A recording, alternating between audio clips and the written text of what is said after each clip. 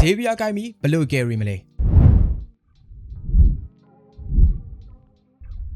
ဲအပြင်းတလိုက်ရဲ့ညံရင်နိုင်ကစားသမားရှော့ရှာရဲ့အစီအစဉ်ကနေကြိုးစိုးပါရီဒီနေ့ဗီဒီယိုလေးမှာတော့ run မှာရော classic မှာရောကျန်းနေတဲ့ Xavier ကိုအထာကြကြဘလို့ကိုင်းပြီး carry ရမလဲဆိုတာ dash မပါပေမဲ့လည်းမသိအောင်ဘလို့ကိုင်းရမလဲဆိုတာတွေကိုတင်ဆက်ပေးသွားမှာပါ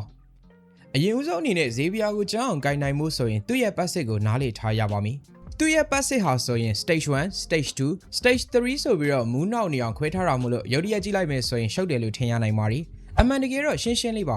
Xavier ရဲ့ spell တွေက minion တွေ creep တွေကလွဲလို့ enemy lot tartary ကိုထိလိုက်တဲ့အခါတိုင်းမှာ passive ထဲကိုဝင်သွားမှာဖြစ်ပြီး enemy အရေးအတွက်များများကိုထိလေ passive ကအဆင့်ပိုတက်လေပါ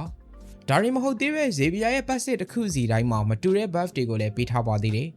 buff ဆိုလို့အလေလန်း second tower ဘေးက red buff တွေ blue buff တွေကိုလည်းမတွေးလိုက်ပါနဲ့ပြောချင်တာက stage 1 ထဲကိုဝင်သွားတဲ့အခါမှာတစ်စက္ကန့်ကျော်လောက် movement speed ကို90%အထိတိုးပေးထားမှာဖြစ်ပြီး stage 3 ကိုရောက်ရင်တော့ကူးရောင်းဟာတိတိတသားကိုရော့ကျသွားမှာပါဒီ stage က9စက္ကန့်ကြာခံမှာဖြစ်ပြီးဒီအတော်အတွင်းမှာကိုစကီးကဘေကောင်ကိုထိတကောင်စီအတွက်ကြာချိန်ကိုနောက်ထပ်တစ်စက္ကန့်တိုးပေးမှာဖြစ်ပါရီပတ်စစ်အကြောင်းနားလည်ပြီးဆိုရင်တော့ tips လေးတွေလာပါမယ်နံပါတ်1ကိုနေရာကိုသိပါ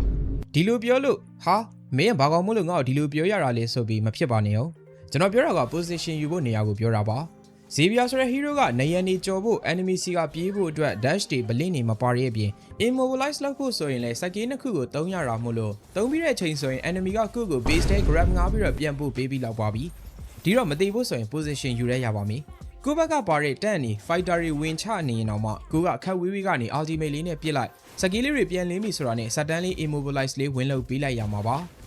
ဒါပြင် Xavier ရဲ့ skill 1သွားကြထိုးရန်လေးကဘသူ့ကိုပဲထိ damage ပေးလိုက်တဲ့တကောင်စီအတွက်ပို့ပြီးဝေးဝေးကိုရောက်ပါတယ်ဒီတော့ဥပမာ blue buff နားမှာ battle ဖြစ်နေတယ်ဆိုရင်အရန်နီးနီးကိုတွားဖို့မလိုပဲဂျားထဲမှာ blue buff ခရီးနှစ်ကောင်ကိုခံပြီးတေချာချိန်ပစ်လိုက်ရုံနဲ့လုံလောက်ပါတယ်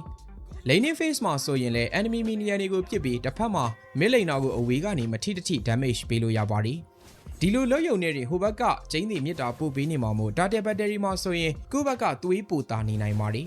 နံပါတ်2 TikTok short ကြည့်ပါနေ့စဉ် TikTok တွေ YouTube တွေမှာမြင်နေရတဲ့ one shot combo တွေဟာဆိုရင်ပွဲတိုင်းမှာအလုံးမဖြစ်ပါဘူး Rose Gold ဆိုတာ item လား hero လားမသိတဲ့ epic ကချောင်းဘရူလီတို့နဲ့ဆိုရင်တော့ရကောင်းရနိုင်ပါရီဟိုဘက်ကအသီနာရှိတော့ radiant armor တို့ထည့်ထားတဲ့အချိန်ကိုဘက်က divine glaive မဝေဘဲနဲ့ holy crystal 6 တုံးကိုဘူးမသိဘာမသိရှောက်ဆက်ထားတဲ့ကောင်ဒီပါလာရင်လက်ထဲကဖုန်းကိုချပြီးရှေ့ကနေရန်တဲ့ကောင်နဲ့စောင့်ကြည့်စရာပါဒါက Xavier တကောင်နဲ့အတွက်ပြောတာမဟုတ်ပါဘူးဘယ် hero ပဲကင်ပွဲအခြေအနေကိုကြည့်ပြီး item တွေကိုပြောင်းလဲပြီးတော့စတက်ရပါမယ်အခု Xavier က early game နဲ့ mid game မှာ mana အတော်ကုန်တဲ့ hero ဖြစ်တာမို့လို့ Enchanted Talisman နဲ့ Glowing One ကိုစထားတဲ့မာရီနောက်ထပ် Holy Crystal နဲ့ Divine Glaive ကိုဝေထားတဲ့ပြီးနောက်ဆုံး item နှစ်ကွက်ကိုတော့ဟိုဘက်က squishy ဖြစ်တဲ့ hero တွေ assassin တွေပါလာရင် Lightning Tension နဲ့ Blood Wind သွေးများတဲ့ hero တွေ tanky ဖြစ်တဲ့အမားကောင်တွေပါလာရင်တော့ Wishing Lantern နဲ့ Genius One ဒါကိုဝေသင့်မာရီဒီ item တွေကိုလည်းကျွန်တော်ပြောတဲ့အစီအစဉ်တိုင်းပေါင်းဆက်ရမှာမျိုးမဟုတ်ပါဘူးတချို့ပွဲတွေမှာ Genius One တို့ Divine Glaive တို့ကိုစောစောဆက်ထားရပြီးတချို့ပွဲတွေမှာဆိုရင် Wishing Lantern နဲ့ Blood Wind ကိုတွဲသုံးရတာမျိုးလည်းရှိပါရီနံပါတ်3 Combo Xavier မှာ CC ဆိုလို့ skill 2ရဲ့ immobilize တစ်ခုတည်းပါတာဆိုပေမဲ့ဒီ skill နှစ်ခုနဲ့တင် enemy ရဲ့ combo တွေကိုဖျက်ပစ်လို့ရပါရီ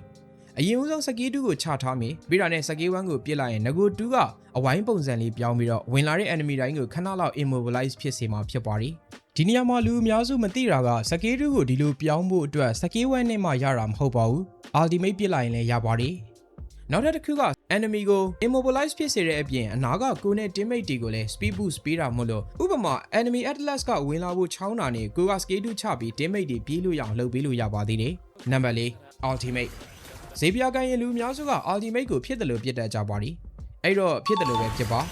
Xavier ultimate ရဲ့ range ကဟိုးကချင်ပြည်နယ်ထိပ်ပိုင်းကနေကော်တောင်းလောက်အထိရောက်တဲ့အပြင်လေဂိမ်းမှာဆိုရင် mage တွေ maxman တွေကိုသွေးတဝက်အောက်လောက် short နိုင်တာမို့လို့ battle မှာကိုဘက်ကတောင်း pressure များများပေးလို့ရပါလိဒီလိုပြစ်တဲ့အခါမှာလည်းသူ့အထာနဲ့သူရှိပါသေးတယ် Xavier ultimate ကအရန်မြန်လို့ချက်ချင်းရောက်တယ်ထင်ရပေမဲ့ကိုစီကထွက်တာနဲ့ enemy စီကိုရောက်ဖို့ဂျားထဲမှာကြာချိန်အနည်းငယ်ရှိပါလိတဘောကကိုက experience lane ကနေ goal lane ကိုလှမ်းပစ်မယ်ဆိုရင်ဂျားထဲမှာတစ်စက္ကန့်လောက်ကြာတာမို့လို့ enemy ကပြေးနေတယ်ဆိုရင်သူရှိနေတဲ့နေရာကိုပစ်မဲ့အစားသူတို့သွားမဲ့လမ်းကိုကြိုပြီးတော့ပစ်ထားတယ်မာရီ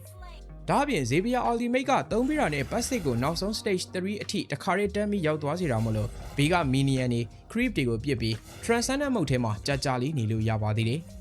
ဒါပေမဲ့လည်းတစ်ခုရှိတာကကိုဘက်က battery စိုင်းတော့မယ်ဆိုရင် battery ရောက်မှစကီးတွေကူရောင်ကြမနေဖို့အတွက်တေချာချိန်ဆပြီးတော့ခြံသိရင်လည်းခြံထားရပါမယ် ဗီဒီယိုကိုဒီနားလောက်ထိကြည့်ပြီးပြီဆိုရင်တော့ဂုဏ်ယူပါရစေဇေဗီယာကိုမြို့သားဆန်ဆန်ကင်တက်သွားပါပြီဒီလိုမျိုးညံရင်မြင့်တင်ပေးတဲ့အစီအစဉ်တွေအပြင်တစ်လိုက်ကမကြမကြစီစဉ်ပြီးမှမို့လို့သဘောကျရဲဆိုရင် like and subscribe လုပ်ခဲ့လို့ရပါတယ်ကျေးဇူးပါ